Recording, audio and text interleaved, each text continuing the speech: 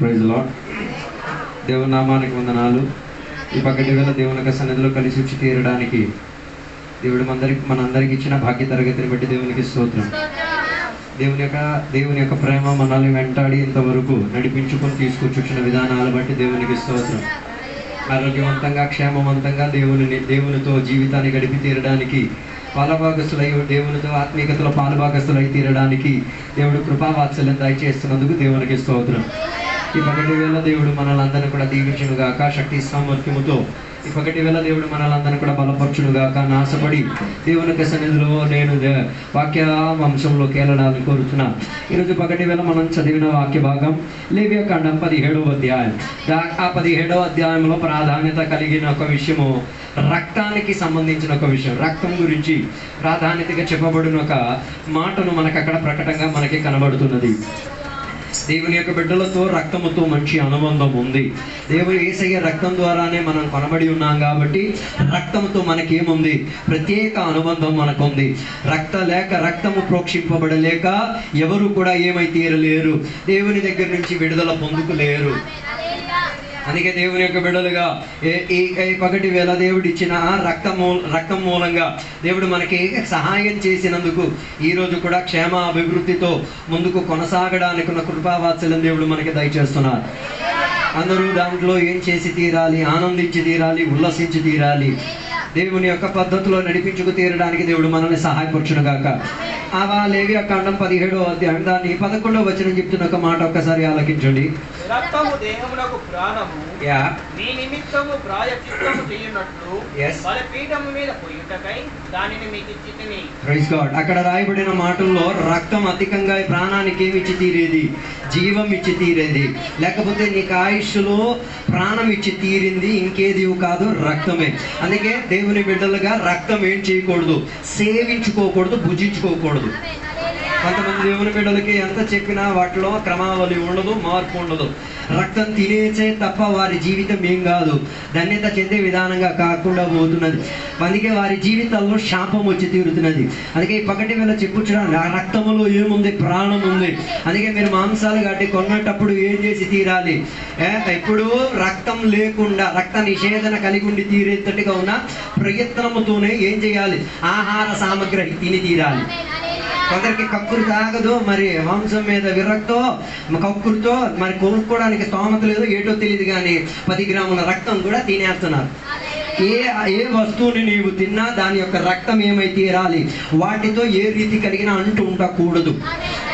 అందుకే బైబిల్ అపోస్తల క్రియలో ప్రత్యేకంగా చెప్పుచున్నది, ఎలాంటి వాటిని తినకూడదు?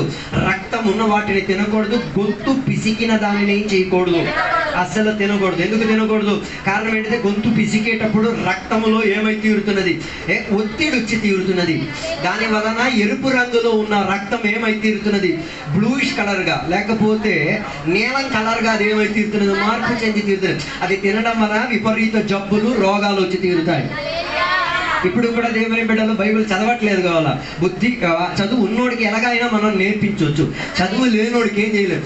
ఏం చెప్పినా మనకి రిటర్న్ చదువు నేర్పిస్తాడు. అందుకే వాక్యం ఏమి నేర్పిస్తున్నదో దాని ప్రకారంగా జీవితాన్ని ఏం చేసుకోవాలి? మార్చుకోవడానికి ఉన్న పద్ధతి చూసుకు తీరాలి. అందుకే లేవియాకాండం 17వ అధ్యాయము 11వ వచనం చెప్తున్న మాట, రక్తానికి ఏముంది? జీవం ఉంది. ఆ జీవం ఉన్న దానిని యేసయ్య ఏం చేసి తీరారు? తన ప్రాణ ప్రాయశ్చిత బలియాగముగా అర్పించుకొని తీరారు. ఈ పగటి వేళ దేవుని యొక్క బిడ్డలు అందరూ ఆనందించి తీరొచ్చు. కారణం ఏంటిది? నా కొరకు కార్చబడి ఉన్న ఒక రక్తం ఉంది, కొరకు కార్చబడిన ఒక శ్రేష్టమైన రక్తం ఉంది. అందుకే రక్తానికి ఏముంది? విమోచనకు ఆధారం కలిగి తీరేటట్టుగా ఉన్న ప్రాధాన్యత ఉంది. అందుకే ఎబ్రీ పత్రిక 9వ అధ్యాయం 22వ వచనం చెప్తున్న దాంట్లో మనకి రక్త ప్రోక్షణ లేక ఎవరు కూడా ఏం పొందుకు తీరలేరు, క్షమాభిక్ష పొందుకు తీరలేరు. క్షమింపబడి తీరడానికి ఏం కావాలి?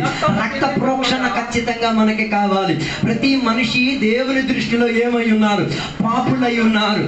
పాపానికి సాదృశ్యం జీవితంలో ఆదాము మూలంగా మనలోకి వచ్చి తీరినందుకు మనందరిలో ఏముంది? రక్షణ పొందక మునుపే కర్మ పాపం, జన్మ పాపం, నడిచే విధానంలో ఉన్న పాపం ఉంది. 3 రకాలైన పాపాలు. ఏంటిది? కర్మ అంటే క్రియలు చేసి ఏం చేసి పాపం తెచ్చుకున్నాం. రెండోది పితరులలో నుంచి మనకి ప్రవహించుకుని పాపం వచ్చి తీరి. మూడోది పాపములోనే మనం జన్మను పొందుకు తీరాం. అలాంటప్పుడు వాటికి ప్రాయశ్చిత్తం పొందాలంటే ప్రాణం ఇచ్చి తీరిన దేవుడే ఏమై తీరాలి? ప్రాయశ్చిత యాగంగా అర్పించబడి తీరాలి. అందుకే దేవుని బిడ్డలో కొన్న శ్రేష్ఠ గుణాతిశయం ఏంటి తెలుసా? రక్తం ద్వారా కొనబడిన వాడు అందరిని క్షమిస్తాడు. మిమ్మల్ని మేము క్షమిస్తున్నాం కదా, ఎన్ని పిచ్చి పిచ్చి పనులు చేస్తున్నాం, ఎన్నెన్నో చేస్తున్నాం. మిమ్మల్ని చూసేటప్పుడు కత్తి పొడి చేయాలంత కసి కోపం వస్తుంది. అయినా మాకు గుర్తొచ్చేది ఏంటిది? యేసయ్య కార్చిన రక్తం గుర్తొచ్చినప్పుడు నువ్వు చేసిన 420 పని ఏం పని కాదు అన్నట్టు కనిపిస్తుంది. అందుకే సేవకుల సేవా పరిచర్య ధన్యత చెందే ఒక పరిచర్య. కొందరు సేవకులు అయితే చేసిన దానికి తిరిగి ఏం చేసి తీరుతారు, కరెక్ట్గా కొటేషన్ ఇచ్చి తీరుతారు. అందుకే నేను చెప్పినాను, అందుకే దేవుని బిడ్డలు ఎప్పుడు క్షమించే వారై ఉండి తీరాలి. రక్తముతో నీకు, యేసయ్య రక్తముతో నీకు అంటుంటే, యేసయ్య రక్తం ద్వారా నువ్వు విడుదల పొందుండి తీరితే ఆయన నిన్ను క్షమించినట్టు నువ్వు కూడా ఇతరులను ఏం చేయాలి? క్షమించుకు తీరాలి. దానికి మంచి ఉదాహరణ బైబిల్ చెప్తున్నది. ఒకడు ఏం చేశాడు?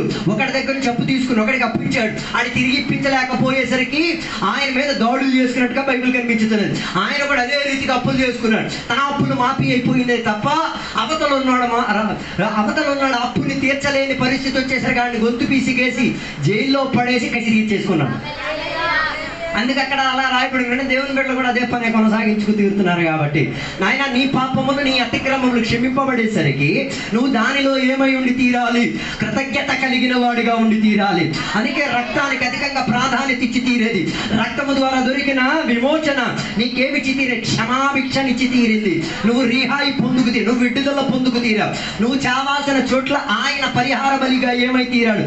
చచ్చి తీరాడు. అందుకే నీకేమొచ్చి తీరింది? నీకేమైంది? నీ పాపముల నుంచి నీకు విడుదల వచ్చి తీరింది. దేవుని యొక్క బిడ్డలుగా ఆ విడుదలను ఏం చేయాలి? యేసయ్య రక్తముతో అంటు కలిగి ఏం చేయాలి? అనుభవించుకు తీరాలి. అందుకే ప్రతి దేవుని యొక్క బిడ్డల యేసయ్య రక్తం మీద ఆశ్రయించుకు తీరేది. నీ పాటల్లో, నీ ఆరాధనలో, నీ వాక్య పరిచర్యలో యేసయ్య రక్తముతో ఉన్న అంటుపాటును ఏం చేయాలి? చూపించుకొనే తీరాల్సింది. హల్లెలూయా, హల్లెలూయా. అందుకే యేసయ్య రక్తములో ఏముంది? పాపక్షమాపణ ఉంది. యేసయ్య రక్తము ద్వారా నిన్ను క్షమించే విధానం ఉంది. యేసయ్య రక్తం ఏమైతే ఒకేసారిగా పూర్తిగా నీ కొరకు ఏమిచ్చి తీరే? క్రయ విక్రయం తన రక్తం ద్వారా ఇచ్చి తీరే. దాని అర్థం మరలా నువ్వు దానిని ఏం చెయ్యక్కర్లే, చెల్లించుకోవాల్సిన అవసరం లేదు. అందుకే ప్రతి మనిషి యేసయ్యను ఏం చేసుకు తీరాలి? నిజ రక్షకునిగా అంగీకరించుకునే తీరాలి. ఆయన తప్ప ఇంకెవరి మూలంగా మనకేం ఏం దొరికేది కాదు, రక్షణ దొరికేది కాదు. అందుకే ఎబ్రీ పత్రిక 10వ అధ్యాయం 10వ వచనం నుంచి 14వ వచనం వరకు చదివేటప్పుడు మనకు అక్కడ ప్రతి యాజకుడు దేవుని యొక్క ప్రత్యక్ష గుడారం లోపల రక్తాన్ని తీసుకెళ్లి తీరి ప్రజల క్షేమాభివృద్ధి నిమిత్తం ఏమైతే, ప్రజలు కడగబడే నిమిత్తం, ప్రజలు మార్పు చెందే నిమిత్తం, ప్రజల పాపములోంచి విడుదల పొందే నిమిత్తం ఒక్కసారిగా కాదు, ఎల్లప్పుడూ పాత నిబంధనలు అప్పగించబడి తీరేది. కొత్త నిబంధనకు వచ్చిన ఒకేసారిగా అందరి కొరకు ఏమై తీరింది? ఆ రక్తాన్ని ప్రోక్షించుకోగలిగి తీరింది. ఆ రక్త ప్రోక్షణ నీవు స్వీకరిస్తే అది నీ కుటుంబాన్ని బాగుపరుచుకు తీరుతుంది. అందుకే ఇశ్రాయేలు ప్రజలు ఐగుప్తు దేశంలో ఉన్నప్పుడు వారికి ప్రత్యేకంగా దేవుడు చెప్పిన మాట, ఒక మేకను తీసి వధించి దాని రక్తము తీసేసి ఏం చేయాలి? నీ ఇంటి ద్వారబంధాల మీద, నీ ఇంటి పలకల మీద ఏం చేసేసుకో, రాసేసుకొని ఉంచేసుకో. ఆ రక్తం అంటున్న ఇళ్లలో మాత్రం దేవుని యొక్క మరణదూత యొక్క ప్రభావం ఏమై తీరదు? కనబడి తీరదు. హలో, ఇప్పుడు కూడా చాలా మంది దేవుని బిడ్డల జీవితంలో మరణదూత యొక్క ప్రభావం కనబడడానికి రక్తంతో నీకు అంటు లేదు. రక్తంతో ఉన్న అంటుతో నీవేం చేయట్లేదు, జీవించలేదు. ఒకసారి రక్తం ద్వారా నీకు విడుదల ఇప్పించుకు తీరితే ఆ విడుదలలో శుద్ధీకరణ పొందే మనం ముందుకు కొనసాగి తీరాలి. హల్లెలూయా. మూడోదిగా యేసయ్య రక్తంలో ఏముంది? నిన్ను మరలా దేవునితో కలిపే బాధ్యత కలుగుతుంది. దాని అర్థం తొలి నువ్వు దేవునితో కలిసేవాడు కాదు, ఇప్పుడు దేవుని యేసయ్య ద్వారా నీవేం చేసావు? మరలా దేవునితో కలిసి తీరడానికి. అందుకే ఈ కూడికలను పెట్టేది. అందరికి ఇప్పుడు కూడా తెలియదు, కూడిక పాస్టర్ గారికి పిచ్చేమో అనుకుంటున్నాను. కూడిక పాస్టర్ గారికి పిచ్చి కాదు, నేను దేవునితో కలపడానుకున్న బాధ్యత. కూడికలను నువ్వు కలవలేకపోతే దాని అర్థం ఎవరితో నీకు పాలుపింపు లేదు, యేసయ్య రక్తంతో నీకు పాలుపంపు లేదు. ఇండైరెక్ట్ గా యేసయ్య రక్తాన్ని తొక్కేసి నువ్వు చేసే పని మీద మనసు పెట్టేసుకుంటావు. అలాగే ప్రైజ్ లో అన్ని భాషలు ఏమి రావు ఇలాంటి విషయాలు చెప్తే, కానీ ఆ విషయం అలాంటిది కాబట్టి. హలో, యేసయ్య రక్తం హేబేలు రక్తం కన్నా అతి శ్రేష్ఠ యుక్తంగా ఒక రక్తం ఏం చేస్తున్నది? కేకలేస్తున్నది. ఎందుకు? దాటిపోతున్నది. ఆరాధనకి లేట్ అయిపోయి ఆరాధనకి హాజరు కాకుండా కూడికలకు రాకుండా దాటేది. నో ప్రాబ్లం, ఆ రక్తం కేకేసి నిన్ను పిలవడానికే. దాని మీద ఉన్న మరణదూతకున్న ప్రభావం రాకుండా ఉండి తీరడానికి ఆ రక్తము యొక్క అంటుకు ఏం చేసి కేకకు ఆలకించి తీరండి.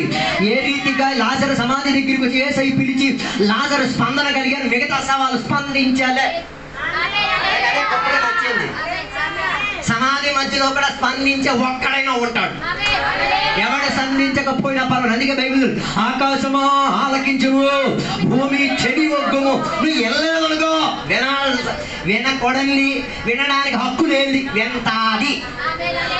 విని నీకు బుద్ధి చెప్తాను, నాయన నువ్వు దాటుకెళ్ళిపోయావు, రక్తాన్ని దాటుకెళ్ళిపోయావు, దేవుని యొక్క శ్రేష్ఠ యాగాన్ని నీవేం చేసావు, దాటుకెళ్ళిపోయావు. అందుకే చాలా మందికి సహవాసంతో ఏ రీతి కలిగిన ఏం లేదు, అనుబంధం లేదు. కారణం ఏంటిది? రక్తం దాటుకెళ్ళిపోయావు, ఇంకేంది నీకు?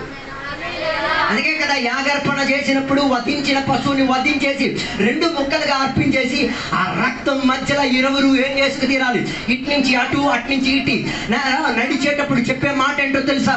ఈ యాగములో నేను గాని తప్పిపోతే, ఈ యాగ క్రమావళిలో నేను మాత్రం ఏమైనా పొరపాటు చేస్తే నన్ను కూడా ఏం చేసేయండి, ఈ శవాన్ని ఈ పశువుని మొక్క చేసేయండి, కానీ నన్ను కూడా ఏం చేయండి, మొక్క చేసియండి అని ఒప్పుకునే ఒక చర్యయే యాగార్పణ. హల్లెలూయా. అందుకే నిన్ను దేవుడు రక్తం ఇచ్చి క్షమించిన కారణం ఏంటో తెలుసా? రక్తం ఇచ్చి దేవుడు పూర్తిపరిచిన కారణం ఏంటో తెలుసా? రక్తం ఇచ్చి దేవుడు నేను పాపం విమోచన కారణం ఏంటో తెలుసా? యేసయ్యతో కలిసి ఏం చేయాలి? జీవితాన్ని నడిపించుకు తీరాలి. యేసయ్యతో నడిపి తీరడానికి శుక్రవార కూడికలు ఉన్నాయి, సువార్తలు ఉన్నాయి, అదే రీతిగా ప్రతిరోజు ఆరాధన కూడికలు ఉన్నాయి. వాటిని ఎగ్గొట్టేసి రక్తంతో అంటు కలిగి లేనట్టుగా రక్తాన్ని దాటుకెళ్ళి ఆ రక్తం నిన్ను తీర్పు తీర్చుతుంది. ఆ తీర్పుకు లోనవ్వకుండా ఈ పగటి వేళ జీవితం క్రమపరిచి తీరడానికి ఏం చెయ్యాలి? యేసయ్య రక్తముతో తిరిగంటు కలిగిన. Hallelujah. Praise the Lord. Hallelujah. Hallelujah. అందుకే యేసయ్య రక్తములో ఏముంది? సామర్థ్యం ఉంది. నిన్ను దేవునితో కలిపేది, ఆరాధనలో కలిపేది, వాక్య జ్ఞానంలో కలిపేది, ఒక విశ్వాసితో ఇంకొక విశ్వాస కలిపేది యేసయ్య రక్తమే. ఇప్పుడు ట్రెండ్ అయిపోయింది విశ్వాసాలు. ఒక విశ్వాసం ఇంట్లో వేరే విశ్వాసాలు రావు. ఆయన అట్లా రక్తంతో నీకు అంటి లేదు, నీ లోపల ఇంకేదో రక్తం దూరింది. అందుకే ఈ విశ్వాసం ఏం చేయలేకపోతున్నాడు. నీ ఇంటికి అందరూ వచ్చేయాలి, నువ్వేమో ఎవరి ఇంటికి వెళ్ళావు. గొప్ప అభిషేకుడు.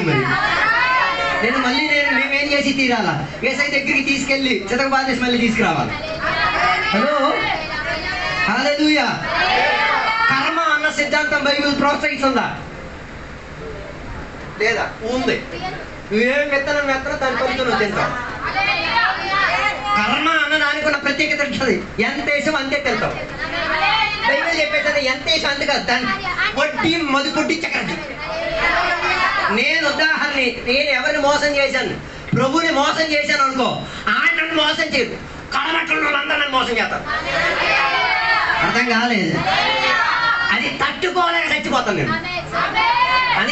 అందుకే మనసా వాచా కర్మన ఏ రీతి కలిగిన తప్పితం చెయ్యకుండా తీరడానికి కూడా శక్తి సామర్థ్యం యేసయ్య రక్తం మనకిచ్చేది.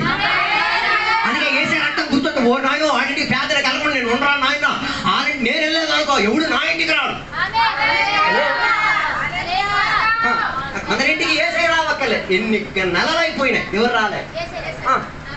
బైబిల్ చెప్తున్నా, మన 2 3 నా నామమున ఎక్కడ కూడినా.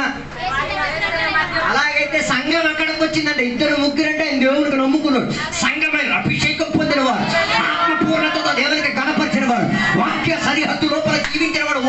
నీ ఇంటికి అడుగు పెడితే చాలు, నీ ఇంటి బీరువా లోపల కన్నం పడిపోయి దూరిపోయిన దురాత్మ శక్తి ఉంది కదా, సంపాదించిన సంపాదన ఒక్కొక్కటిగా నీకు దొరకకుండా ఎవడికో దొరికి తీరుతున్న దాన్ని నెలకొట్టి తీరుతుంది.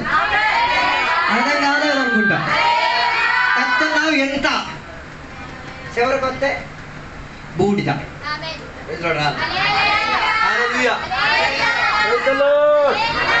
అందుకే యేసయ్య రక్తంలో ఏముంది? పవర్ ఉంది, శక్తి సామర్థ్యం ఉంది. అది నీ పాపాన్ని కడగడం మాత్రం నిన్ను కడిగి తీరుతుంది. నీకున్న జీవిత విధానంలో ఒక కడుగుబాటు కలిగి వచ్చి తీరుతుంది. There is power in the blood of Jesus. యేసయ్య రక్తంలో శక్తి ఉంది. హల్లెలూయా. ఒక శక్తి చెందిన వాడు ఇంకొక శక్తి చెందిన కలిస్తే చాలు, బంధనాలు చెప్తే చాలు, చెయ్యికి ప్రైజులు చెప్తే చాలు, ఇద్దరు కలిసి దేవునికి గణపన పవర్ రిలీజ్ అవుతుంది. హలో, ఏ రక్తం మూలంగా విడుదల నీకు వచ్చి తీరాలో దాని దానిని ఎదిరించేవాడు ఒకడు ఉన్నాడు. వాడి క్రియలన్నీ ఏమైపోయి తీరుతుంది, నాశనం అయిపోయి తీరుతుంది. అందుకే మేము ఏసే రక్తాన్ని ఇలా చేతులతో రాయడం గీయడం ఏం చేయట్లేదు. ఏసే రక్తాన్ని విశ్వాసంలో నమ్మితే చాలు. వాటితో ఉన్న అంటులోకి దేవుని బిడ్డలు ఏం చేయాలి, తయారై తీరాలి. అందుకే 4వదిగా చెప్పుచున్నమాట, ఏసయ్య మన కొరకు కొత్త నిబంధనకు ఏమై తీర, మధ్యవర్తి అయి తీరా. పాత నిబంధనకి మధ్యవర్తి అనేక భక్తులు ఉండేటప్పుడు కొత్త నిబంధనకున్న మధ్యవర్తి ఎవరై తీరారు? ఏసయ్య. ఎబ్రీ పత్రిక 9:15 చెప్తున్నది, ఏసయ్య మన కొరకు ఏమై తీరారు, కొత్త నిబంధన కొరకున్న మధ్యవర్తి. పాత నిబంధనలో ఉన్న మధ్యవర్తి ఏం చేసేది, ప్రతి సంవత్సరం దేవుని ఆలయానికి వెళ్ళి ఏం చేసేది, యాగార్పణ చేసి ప్రజల క్షేమం కోరి తీరేది. అలాగైతే యేసయ్య మధ్యవర్తిగా కొత్త నిబంధన మూలంగా దేవుని యొక్క కృపా సింహాసనం దగ్గరకు వెళ్ళి మనల్ని విడిపించుకు తీరి ఏమై తీరారు, మన కొరకు మధ్యవర్తిగా మారి తీరారు. హల్లెలూయా. దీనిని అర్థం చేసుకోతే ఒక సామాన్య మనిషికి దేవునికి మధ్యవర్తిగా ఎవరున్నారు? యేసయ్య ఉన్నారు. అందుకే నువ్వు ఏ 420 పనులు చేసినా నీ కేసు మాఫీ అయిపోతున్నది. కారణం ఏంటి? వెంటనే అని చెప్పేస్తున్నావుగా, మాఫీ అయిపోతుంది. మన చెప్పలేని పరిస్థితి మరి దీనదశ.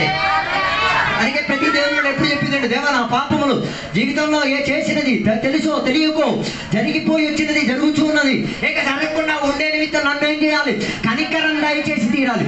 ఆ మధ్యవర్తి అయిన యేసయ్య దగ్గరికి ఏం చేసుకు తీరాలి, మనం దగ్గరై తీరాలి. హల్లెలూయా. అలాగైతే మధ్యవర్తి అయిన యేసయ్యకి దగ్గరవుతున్న కొద్దిగా తనకున్న ఆ జీవం మన మీదకి వ్యాపరించుకు తీరుతాయి. హల్లెలూయా.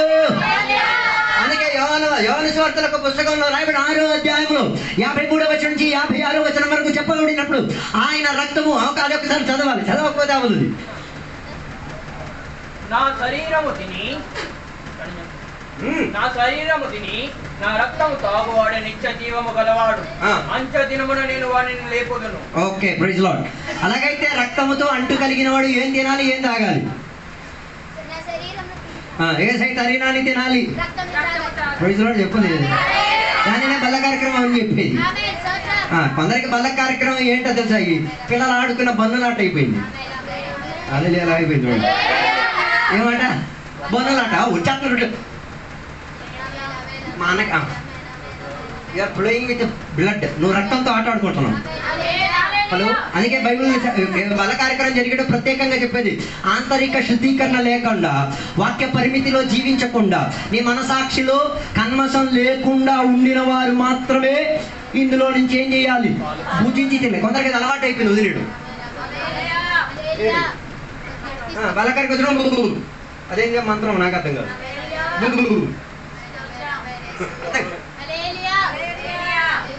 నువ్వు ఎవరి మీద ఆట ఆడుకుంటున్నావు? ఎస్, ఇండైరెక్ట్లీ ఆయన ఇన్సల్ట్ చేస్తున్నావు, అవమానపడుతున్నావు. నీ దగ్గరికి ఒక పల్లెం పట్టుకొని వచ్చినప్పుడు దానికన్నా ముందు ఏం చేసుకోవాలి, బల్ల కార్యక్రమం ఉన్నదని చెప్పి క్రమపడగా అది జరిగేటప్పుడే క్రమపరచుకు తీరు. జరిగేటప్పుడు క్రమపరచలేని నువ్వు బల్ల కార్యక్రమం తినకుండా క్రమపరచలేవు. అది ఇప్పుడు నేను ప్రభు కొట్టుకున్నా కొద్ది నిమిషాల లోపలే నా మనసాక్షి నాతో ఏం చేయాలి, మాట్లాడి తీరుతుంది. బాప్తిసం పొందినప్పుడు చెప్పిన బాప్తిసం పొందేటప్పుడు మనం దేవుని ద్వారా కొత్త మనసాక్షి పొందుతున్నాం, న్యూ కాన్షియస్నెస్. ఆ మనసాక్షి దేవుడు మనకి ఎందుకు ఇచ్చింది, అన్ని విషయం గురించి మనకు అవగాహన కలిగి తీరడానికి. వెంటనే నేను ప్రభుకు ఫోన్ చేసి చెప్తా, ప్రభు తప్పైపోయిందిరా, తెలియజేసేసాను, ఏ శ్రీరాములు నన్ను నేను క్షమించి, అయినా నా మనసు ఒప్పట్లే. ఆయన దగ్గరికి వెళ్ళి కలిసి చెయ్యిచ్చి ఏం చేయాలి, క్షమాపణ అడిగి తీరి. బల్ల కార్యక్రమం ఉన్నంత వరకు వెయిట్ చెయ్యక్కర్లే. It's insulting the blood. Yesayya రక్తాన్ని ఏం చేసేది, అవమానపరిచేది. దాన్ని చేసేసి నువ్వేమి ఇంటికి సుఖం తెచ్చేస్తావు?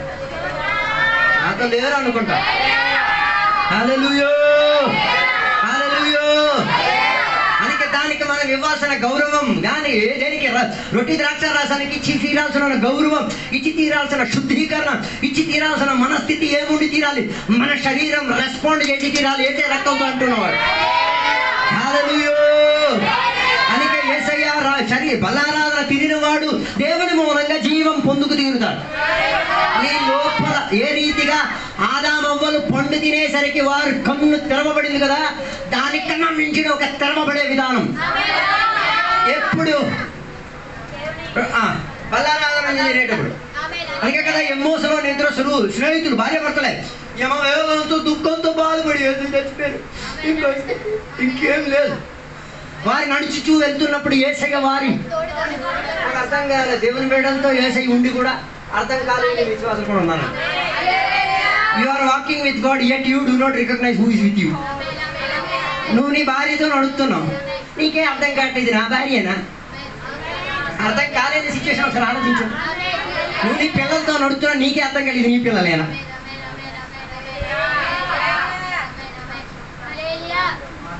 హలో, అలాగైతే యేసయ్యతో నీవు నడిచి యేసయ్యను పోల్చుకోలేని వారు మాట్లాడేది భార్య భర్తలు ఏం మాట్లాడు యేసయ్య గురించే మాట్లాడుకున్నారు, అయినా ఏం చేయలే. వాట్ హ్యాపెండ్, ఏమో జరిగింది, చచ్చింది మనసాక్షి. No response towards your consciousness. నీ మనసాక్షికి ఏం లేదు, రెస్పాన్స్ లేదు. అందుకే యేసయ్య పక్కకు వచ్చినా ఏం కావట్లేదు, ఏం బల్బు వెలగట్లేదు. హలో, దీపాలు వెలగట్లే, కారణం ఏంటి అర్థం కావట్లేదు. కానీ ఏ క్షణమున వారు ఇంటి లోపలికి వచ్చి రొట్టి ద్రాక్షారసం పుచ్చుకున్నారు, బల్లారాధన పాల్గొన్నారు, వారి నేత్రములు ఏమై తీరింది, తెరవబడి తీరింది. వారి జీవిత విధానం ఏమో యేసయ్యను చుచ్చుకు తీరడానికి, యేసయ్యను తాకి తీరడానికి, యేసయ్య మూలంగా విడుదల పొందుకు తీరడానికి ఒక కొత్త జీవం వారిలోకి ఏమై తీరింది, ప్రవహించుకు తీరింది. హల్లెలూయా, హల్లెలూయా. అందుకే 53వ వచనం చెప్తున్న ఒక మాట, ఈ రక్తము మీరు మనుషు కుమారుని శరీరము తిని ఆయన రక్తము త్రాగితే గాని మీలో మీరు జీవము గలవారు కారు. Praise you lord. దానికున్న భాషాంతరం ఇదే, యేసయ్యను రక్షకునిగా అంగీకరించి విశ్వసించి ఏం చేయాలి, ఆ రక్తము కార్చిన దాంట్లో నువ్వు ఏకేపించుకు తీరాలి, కలిసి ఏం చేయాలి, నడుచుకు తీరాలి. పెళ్లి చేసుకున్న తర్వాత అప్పటి వరకు నువ్వు ఒంటరిగా తిరిగిన నీవు వెంటనే నీ భార్య చేయి పట్టుకునేది, నీ భార్యకి సహాయం చేసేది, నీ భార్యతో కలిసి నడిచేది. అలా నడవలేదనుకో, నడిపించుకోవాల్సిన ఉన్నది వచ్చేది. వాటికి నువ్వు పట్టుకోలేకపోతే వేరే వాళ్ళు పట్టుకుంటాడు.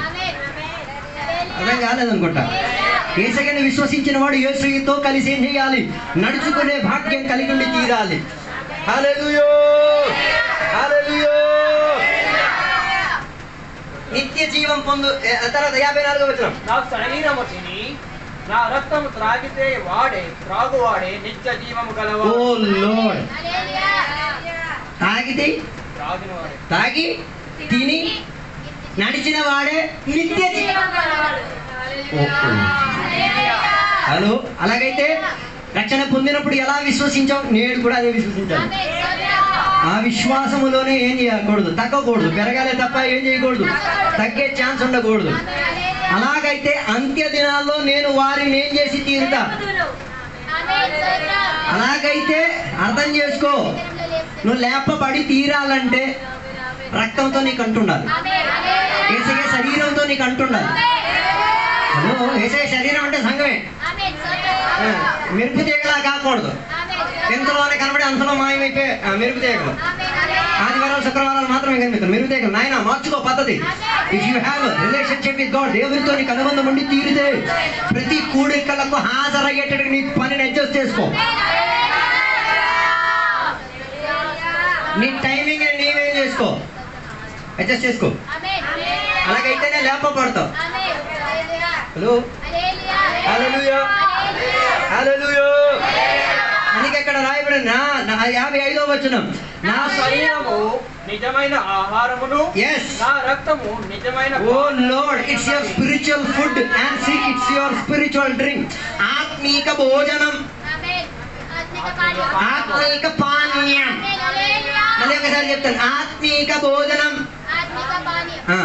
లౌకిక భోజనం, లౌకిక పానీయం.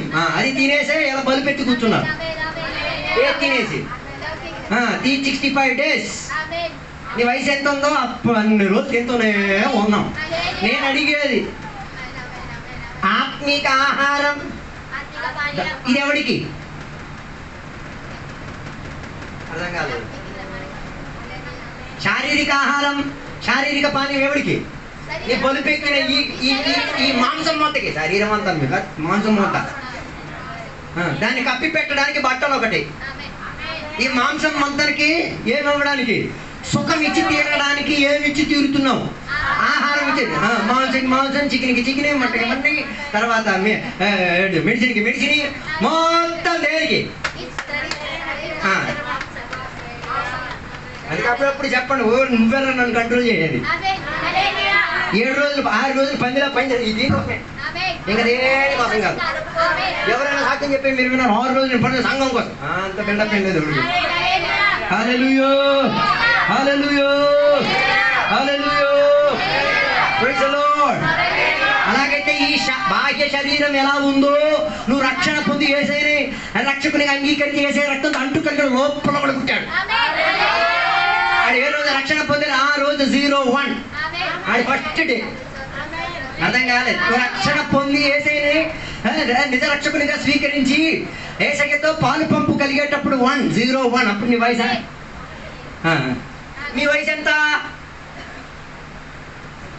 మంది చెప్పేస్తాను, మీరు చెప్తే మళ్ళీ మీరు ఎడతారు కదా. 30 సంవత్సరాలు, 32 సంవత్సరాలు. వామ్మో, నేను రక్షణ పొందింది ఎప్పుడు? 5వ క్లాసులో 5 సంవత్సరాలు ఉన్నప్పుడు. అప్పుడు నా వయసు ఎంత? 25 సంవత్సరాలు. ఏది బయట ఉన్న ఈ మాంసం ముద్ద 30 సంవత్సరాలు అయితే, లోపల ఉన్న ఆ మాంసం కాని ముద్ద ఎంత? 25. ఆపేస్తాను, అయిపోయింది. దేనికి? దానికి ఏ రోజు నుంచి రక్షణ పొందానో ఆ రోజు నుంచి దానికి ఏం పెడుతున్నాను? ఆహారం పెడతాను. ఎలాగా? వాక్యం వినేటప్పుడు రాస్తాను, వాక్యం వినేటప్పుడు చదువుతాను, ప్రార్థన చేస్తాను, కూడికలు అటెండ్ అవుతాను, సహవాసంలో మంచి అనుబంధం నాకు ఇచ్చిన లోనున్నోడు ఏమవుతాడు? లోనున్నోడికి అన్నం పెట్టలేదు అనుకో, అలా చెప్తే మీకు అర్థం కదా. ఇక్కడ బ్లెస్సింగ్ ఉంది కదా, దానికి 3 రోజులు అన్నం పెట్టలేదు అనుకో, ఇలా బక్కసెక్కగా అయిపోద్ది. బక్కసెక్కగా అయిపోయిన తర్వాత అయినా ఇవ్వలేదు అనుకో, దానికి మానసిక ఒత్తిడి వచ్చి వాళ్ళ అమ్మ నా దగ్గర చేస్తుంది. వాళ్ళ అమ్మని చంపడానికి ఇంకోటి రాకలు ఆమె చెప్పేది. కారణం ఏంటిది? ఆత్మిక ఆహారం, ఆధ్యాత్మిక భోజనం ఇవ్వలేదు అనుకో, బ్లెస్సింగ్ ఉన్న పద్ధతి నువ్వు పాస్టర్ తెచ్చేస్తాను, పడేస్తావు. నాకు చెప్పచ్చా ప్రార్థనకు రమ్మని, వాడికి ఎంత గుండె కలిచేస్తున్నావు. నాకు చెప్పచ్చా నేనేం చెయ్యాలా, మా ఇంటికి రావాలని అవుతాను, నాకు చెప్ప సచ్చింది లోన. అందుకే ఏం చేయ పక్క విషయాలు తెలిసేస్తున్నాయి. హలో హలో,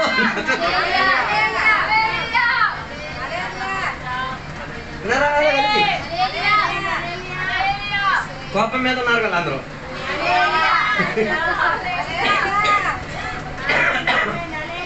అందుకే ఇప్పుడు మొత్తం ఎక్కుపోయి మొత్తం అధికమైపోయి పిల్లలు ఏం చేసుకుంటారు సార్, మనుషులు కొలుచుకునే స్థితిలోకి వెళ్ళిపోతున్నారు. అలాంటి మూవీస్ వస్తున్నాయి, అలాంటి నిజాయితీలు జరుగుతున్నాయి. అలా అది ఆశ్చర్యం లేదు. పెండాన్ని తినడానికి మనుషులు ఉన్నారంటే లోన. హల్లెలూయా, ప్రైజ్ గాడ్, హల్లెలూయా. ఆత్మిక పానీయం, ఆత్మిక ఆహారం.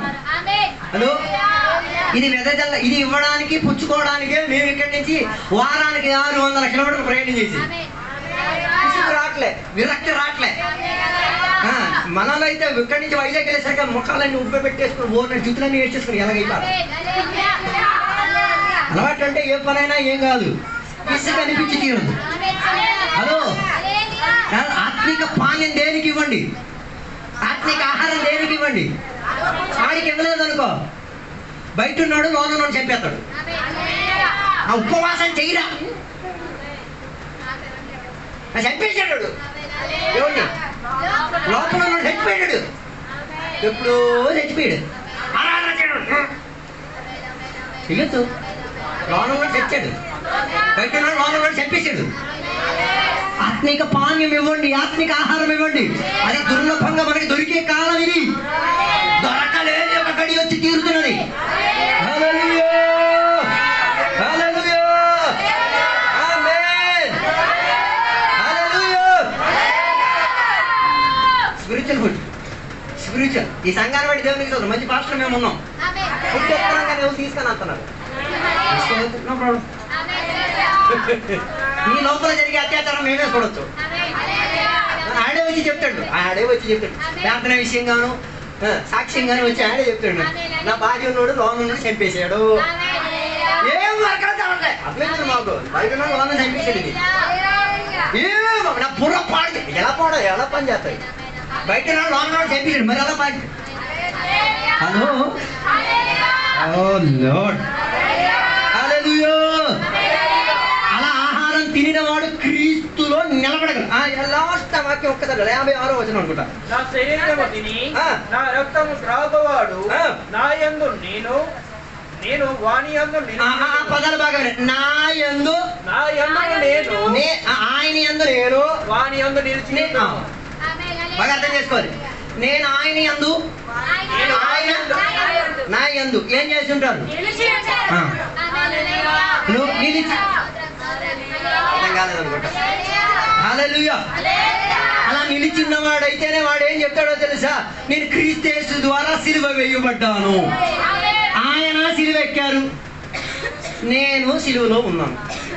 ఎలాగా? ఇద్దరు ఒకే రీతిగా ఉన్నారు. నువ్వు ఆయనలో ఉంటే ఆయన నీలో ఉన్నట్టు అర్థం. అలాగైతే అందుకే మనం సిలువలు గడి గీసేసి ఇక్కడ అక్కడ పెట్టట్లేదు. ఎక్కలేని దొంగ వెళ్ళని పెట్టుకునేది. ఇంటికి ఒంటికి బండికి అన్నిటికీ సిలువే. ఏం లేదు, నేను క్రీస్తులో క్రూసిఫై అవ్వాలని ఇష్టపడలేదు. యేసయ్య క్రూసిఫికేషన్ అయ్యారు పాప నిమిత్తం. నేను పాపం చెయ్యకుండా నిమిత్తం నేను క్రూసిఫై అవ్వాలి. అది దేనికి? నేను యేసయ్యలో, యేసయ్య నన్ను నాలో. ఓకే, అలాగైతే యేసయ్య సిలువ ఎక్కారు, నువ్వు కూడా ఏం చేయాలి? సిలువ ఎక్కింది నీకొకటి ఏం కాదు, బరువుగా బాధ్యతగా కాదు. అర్థం కాదు. సిలువ ఎక్కువ బరువే లేదమ్మా తమ్ముడు, చేతులు ఎడబెట్టు, 10 నిమిషాలు అనుకుంటు. బరువా బాధ్యత చెప్తాడు చిలకెలగా.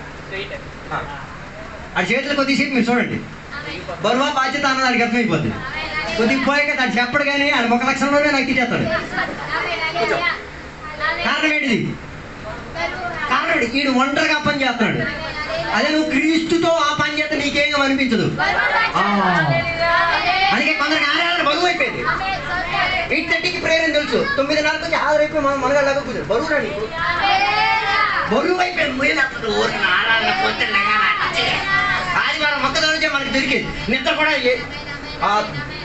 ఎన్ని తిడతారో మరి. ఆ టీటీడీసీ పాస్టర్ గారు పెట్టేశాడు హాస్పిటల్, బరువు అయిపోయింది. ప్రతి నెల ఉపవాసకుడిగా పని లేదంటే మేము పని చేయదా? బరువు బాగా రెస్పాండ్ అవుతున్నాడు. నువ్వు క్రూసిఫై అయితే నీకు అదేం అనిపించదు.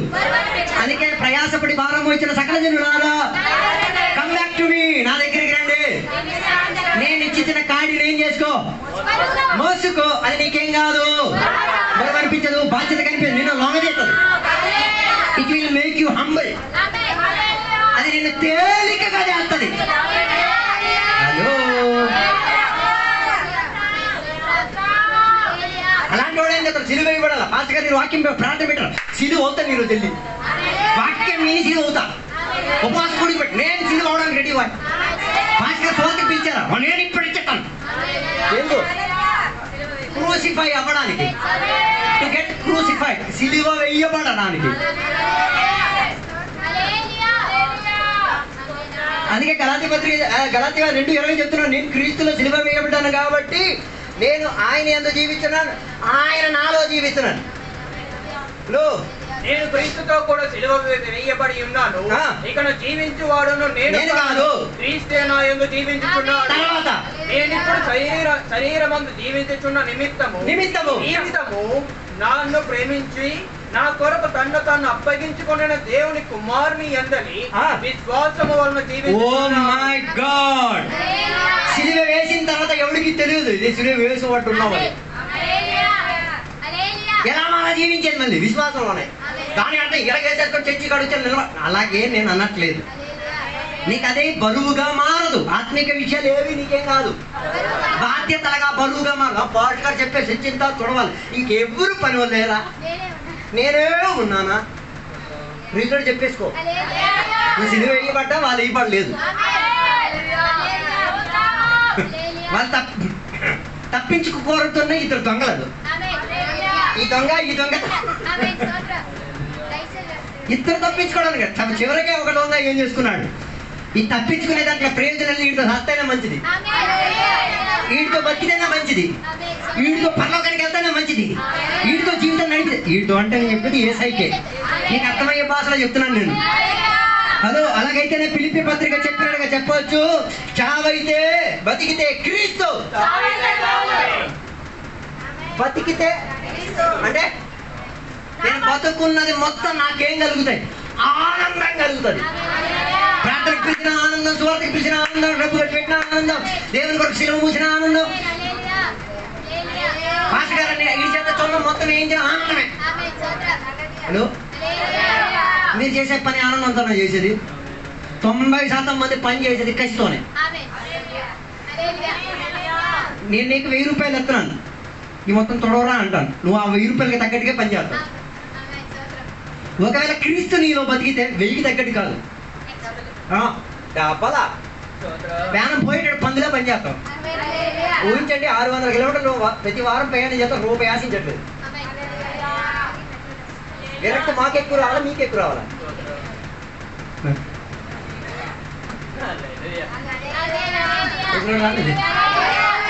మీకన్నా విరక్తి మాకే రావాలి కదా. ఎప్పుడైనా మా ముఖంలో విరక్తి మీకు కనిపించిందా? నువ్వు అర్ధరాత్రి పిలిచినా, మిట్ట మధ్యరాత్రి పిలిచినా, నువ్వు రోగిగా ఎక్కడ ఉన్నా మా ఫోన్లు లేవా? హలో, ఎందుకయ్య గారు మమ్మల్ని చంపేస్తున్నా? బతికితే క్రీస్తు అయితే నీకు ఎప్పుడు ఏముండి తీరుతుంది? హ్యాపీనెస్, ఆనందం. ఎందుకు? ఏసై కొరకు సిలువ మోసాడు, నీకేముంది? ఆనందం ఉంది. అందుకే కదా చచ్చిపోయిన కొడుకుని ఇంటికాడ పెట్టేసి విధవరాలు ఎక్కడికి వచ్చింది? అయితే మా అన్న విశ్వాసాలు అవ్వాలి, గోవాలంటే చంపేసి ఆ కొడుకు మొత్తం రచ్చరచ్చ చేసేసి మన భాష రచ్చరంబలో చేస్తాడు. ఆ అమ్మ దగ్గర నుంచి వేసుకోండి, ఆత్మీకురాలు కొడుకు చచ్చింది. భాస్కర్ రెడ్డి, అమ్మ అంత క్షేమమేనా? అంత క్షేమంటే అయ్యా భాస్కర్ గారు అంత క్షేమమే. ముఖ కాంతిగా ఆమె ఏం చేయలే, ఆమె దుఃఖాన్ని భయపరచలే. ఆత్మ ప్రేరేపణ కలిగినవాడు కదా, ఆయనకి అర్థమైపోయింది మ్యాటర్ ఇది కాదు. హలో, నాతో ఉన్నారో లేదో నాకు తెలియట్లే. జీవితంలో వేదన కలిగిన గడువు వచ్చినప్పుడు కూడా ప్రదర్శన పరిచేది వేదనని కాదు. What you show that you reap. నువ్వేది చూపిస్తావు అదే నువ్వు పోతావు. నువ్వు కాస్త మొనగాడిని చూపిస్తున్నావు, నీ జీవితంలో మొనగాడు కలిగేటట్టే జరుగుతాయి.